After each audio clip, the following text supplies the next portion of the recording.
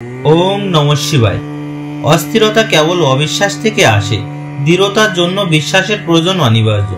সংসারের উন্নতি তখনই সম্ভব যখন সংসারের সমন্বয়তা থাকবে। কেউ সর্বশক্তিশালী থাকবে না তো কেউ নির্বল থাকবে না।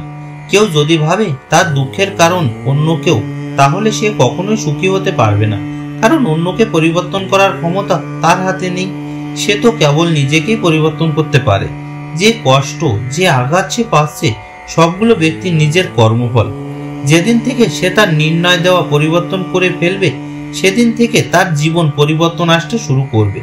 হিংসা সেই বিষ যার জন্য মানুষ ধর্ম অধর্ম, ন্যায় অন্যায়, উচিত অনুচিত জ্ঞান ভুলে যায়। চাঁদের আলো সেই জলে প্রতিবিম্ব হয় যে জল স্থির। এটাই তো সমস্যা মনের। মন কখনোই শান্ত হতে পারে না। যেখানে শান্তি নেই সেখানে কিছুই থেমে থাকতে পারে না। ভক্তি মুক্তির আধার, এবং মুক্তি কেবলমাত্র সমপর্ণের মাধ্যমেই সম্ভব। এবং সমপর্ণের জন্য মন স্থির হওয়াটা খুব প্রয়োজন। জানতে চান মহাদেবের কোন ফুলগুলো বেশি প্রিয়? ইন্দ্রের নিয়ন্ত্রণ, দয়া, ক্ষমা, ধ্যান এবং সত্য। যদি কেউ এই ফুলগুলি দিয়ে মহাদেবের আরাধনা করে, তিনি অবশ্যই প্রসন্ন হবেন।